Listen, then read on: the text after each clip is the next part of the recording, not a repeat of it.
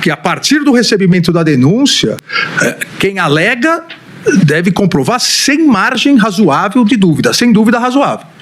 A Procuradoria-Geral da República vai ter que comprovar fato por fato, sem que haja dúvida razoável. Se não houver, ou se não houver a comprovação, se restar dúvida razoável, nós teremos aqui o princípio indúbio pro réu, a absolvição dos denunciados. Mas nesse momento eu afasto qualquer inépcia da inicial, porque houve a descrição detalhada. A denúncia começa dizendo sobre a BIM paralela, a denúncia diz, abre aspas, além dos discursos incisivos de Jair Bolsonaro, a organização criminosa se valia fortemente do meio digital para atacar os seus opositores e o sistema eleitoral, no curso das iniciativas corrosivas das estruturas democráticas. Confirmando a existência de uma ação coordenada, os mesmos alvos apontados publicamente pelo então presidente da República eram simultaneamente atingidos de forma virtual, com a criação e multiplicação de notícias falsas. Fecha aspas. Exatamente o mesmo modus operandi que também foi investigado e descoberto pelas milícias digitais no âmbito do inquérito das fake news. Continua a denúncia. Para construir os ataques virtuais, o grupo criminoso se valia indevidamente da estrutura de inteligência do Estado. E foi dito aqui, a ministra Carmen fez questão também de perguntar, para deixar bem claro, uma investigação já existia da ABIN. O ministro Flávio, que assim como eu foi ministro da Justiça e Segurança Pública, sabe muito bem, como todos nós, que a ABIN não investiga pessoas, a ABIN não investiga fatos típicos. Essa é a função da Polícia Federal. Então, aqui vem a denúncia e diz, o que eu repito, para construir os ataques virtuais, o grupo criminoso se valia indevidamente da estrutura de inteligência do Estado. Os elementos reunidos nas petições 11.108 e 12.732, devidamente aqui compartilhados, revelaram a instalação de estrutura paralela no órgão central do Sistema Brasileiro de Inteligência, a BIM, destinada à implementação de ações com viés político, em grave desacordo com os limites impostos pelo Estado Democrático de Direito. A estrutura era composta por policiais federais cedidos à BIM e oficiais de inteligência, que atuavam sob o comando do então diretor-geral Alexandre Ramagem Rodrigues, cuja denúncia foi recebida no Núcleo 1. Entre eles ressaíam, diz a denúncia, o policial federal Marcelo Araújo Bormevetti e o sargento do Exército, ao tempo cedido à BIM, Giancarlo Gomes Rodrigues. O núcleo atuava como central de contra-inteligência da organização criminosa que, por meio dos recursos e ferramentas de pesquisa da BIM, produziam desinformação contra seus opositores. A denúncia prossegue, inclusive citando alguns exemplos que foram alguns casos usados como exemplo na denúncia, que mostram essa utilização da BIM com viés de contra-informação política. Então, há um manuscrito que foi apreendido que diz: Vicente Cândido, ex-deputado PT, é o novo Vacari, a BIM está de olho nele. E descrevia: PF preparando uma sacanagem grande. Isso não é papel da Agência Brasileira de Inteligência. A denúncia continua e cita aqui que a célula infiltrada na ABIN foi descoberta a partir da identificação de desvios no uso da aplicação First Mile, que permitiu o acesso ao serviço de localização georreferenciada de dispositivos móveis em tempo real. A ferramenta era utilizada para obter a localização dos personagens-alvo que, de alguma forma, contrariavam os interesses da organização criminosa.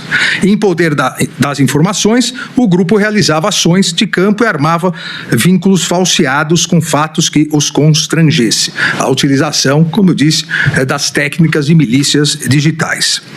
O sistema First Mile era tão somente uma das ferramentas utilizadas nas ações clandestinas do grupo.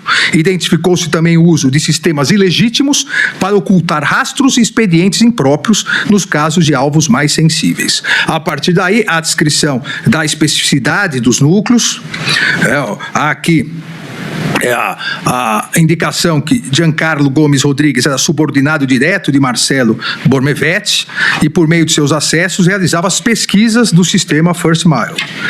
Que esse o usuário GCL, utilizado por Giancarlo, foi diretamente responsável por 887 pesquisas.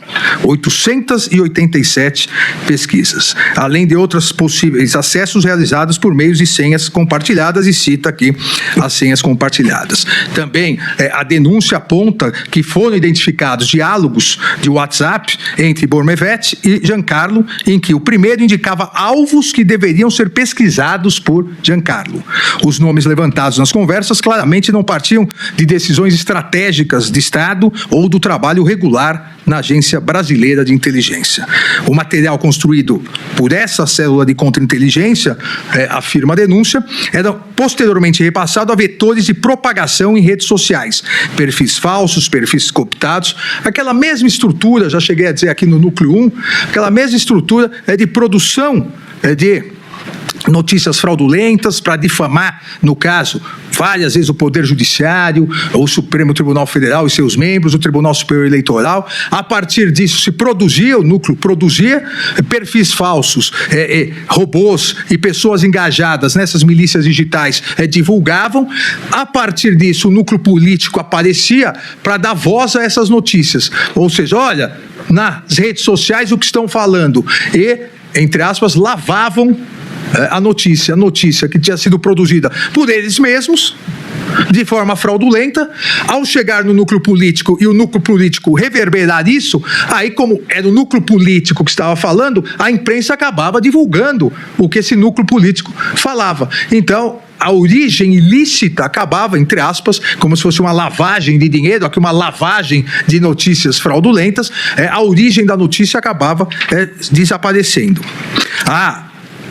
Aqui a indicação na denúncia que os elementos reunidos indicam que o grupo infiltrado na BIM ali se instalou ainda no início do mandato de Jair Messias Bolsonaro em 2018 e foi autor de ataques virtuais a alvos diversos que lhes contrariavam os interesses.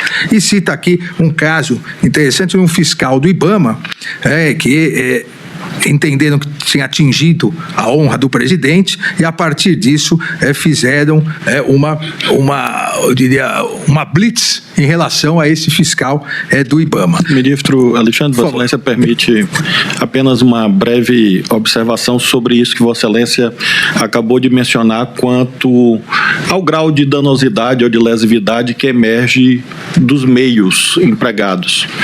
E esse debate talvez seja um dos mais importantes e inovadores desse julgamento, porque, para além do debate sobre se havia ou não violência e grave ameaça, que é um debate obviamente imprescindível, há o debate sobre a natureza das fake news como caminho de execução de um crime, porque às vezes há uma ideia de minimização, e não me refiro apenas a... Ministro, se Vossa Excelência me permite, claro.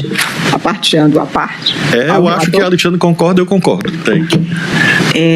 Na verdade, nem é um caminho, é um instrumento. Isso, instrumento. Isso. É um meio de que se vale para destruir a confiabilidade institucional da qual vive a democracia e as instituições e, depois de tudo contaminado, cai fácil qualquer estrutura democrática institucional. Então, na verdade, o ministro Alexandre me lembra uma coisa na hora que eu estava estudando o processo. É a mentira como commodity. Vira um bem. Paga-se por isso, a quem ganhe, a quem faça, a mentira como commodity para comprar a antidemocracia. E por isso é que para mim não é só um meio, mas um instrumento de que se vale para chegar ao fim. A mentira muitas vezes, nestes casos, tem sido usadas como um instrumento específico para uma finalidade, como eu preciso de uma arma como instrumento material para um assassinato que eu resolvo, ou como o veneno. A mentira é um veneno político plantado socialmente e exponencialmente divulgado por redes, por plataformas, por novas tecnologias que hoje são um grande problema. Só para dizer, claro. me ponho de acordo com Vossa Excelência que isso não é de menor importância, muito longe disso.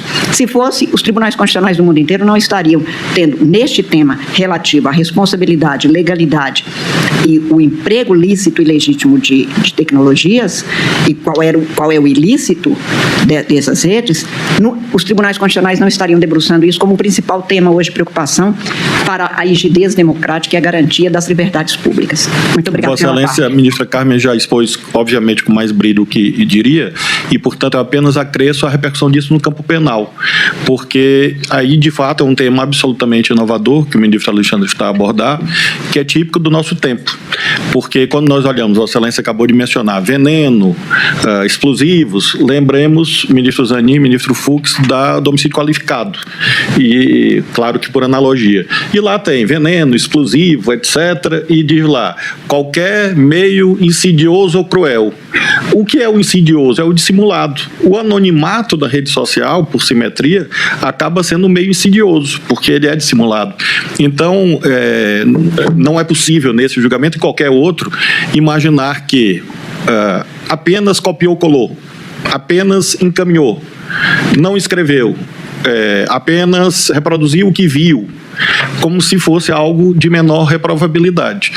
Na minha perspectiva, de um modo geral, e esse é um debate doutrinário de longo curso, esse julgamento na jurisprudência do Supremo inaugura de modo pujante essa reflexão sobre o nível de reprovabilidade desse instrumento. Ministro Flávio Dino, que é mais grave e violento porque ele se deixa invisibilizado pela forma com que se passa. Quer dizer, o que essas tecnologias mudaram, transformaram, é o sentido de tempo e espaço. Eu nunca vou precisar de estar no lugar onde eu ou declaro amor ou declaro ódio, porque isso vai ser feito, e não por escrito, às vezes pela voz, porque hoje há tecnologias que atendem ao comando pela voz, porque eu ponho alguém para fazer isso, um bot, porque eu replico isso de outras formas e apareço no mundo inteiro, qualquer que seja a pessoa, para o bem e para o mal. Nós vemos então, isso... é isso que eu acho que é um inovador, porque, na verdade, nós já temos nos anais do direito penal brasileiro pessoas que foram assassinadas mediante o que era considerado, entre aspas, uma fofoca que é plantada contra fulana, sua mulher está fazendo isso, mulheres foram assassinadas porque me contaram que você estava fazendo e foi assassinada. E era uma mentira, só que isso hoje explode planetariamente.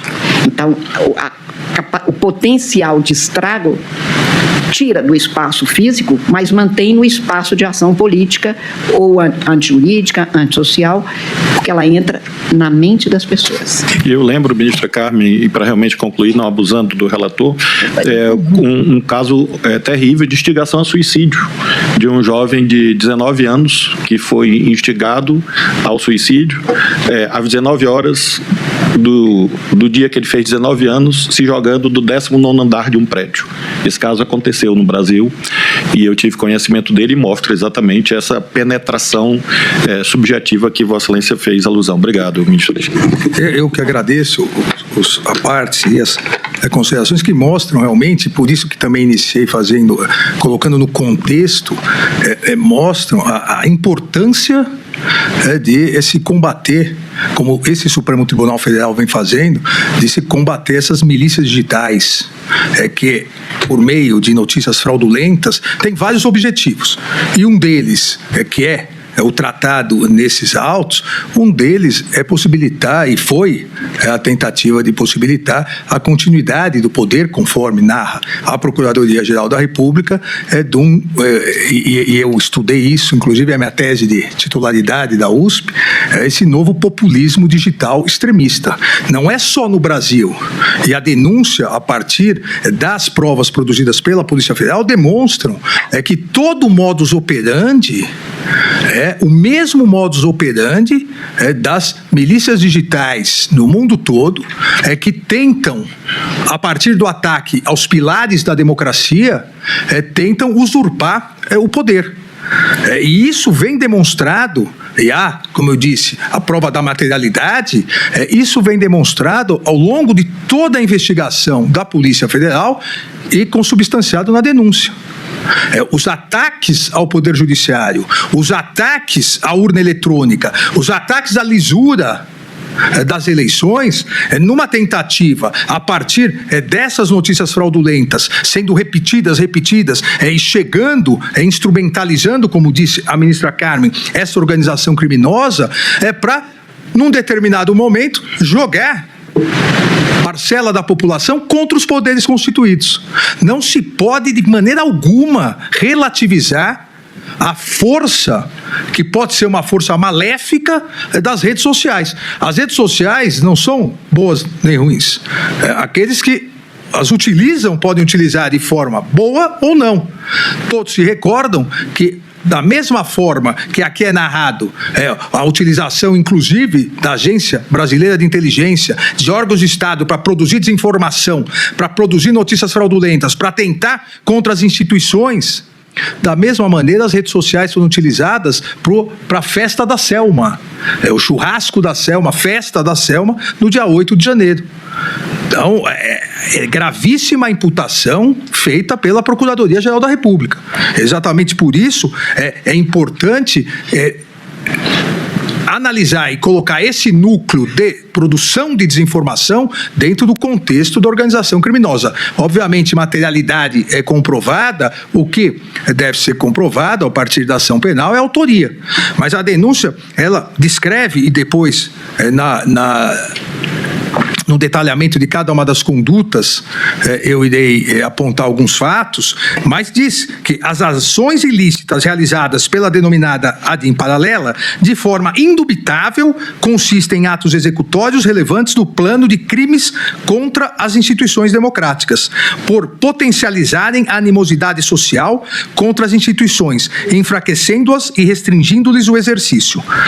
E aqui, o liame, que várias vezes foi cobrado da tribuna corretamente pelos advogados, isso, há indícios e a Procuradoria terá que comprovar durante a ação penal, mas é apontado na denúncia. As ações ganham ainda mais relevo quando observada a consonância entre os discursos públicos de Jair Messias Bolsonaro e os alvos escolhidos pela célula infiltrada na Agência Brasileira de Inteligência, confirmando a ação coesa da organização criminosa.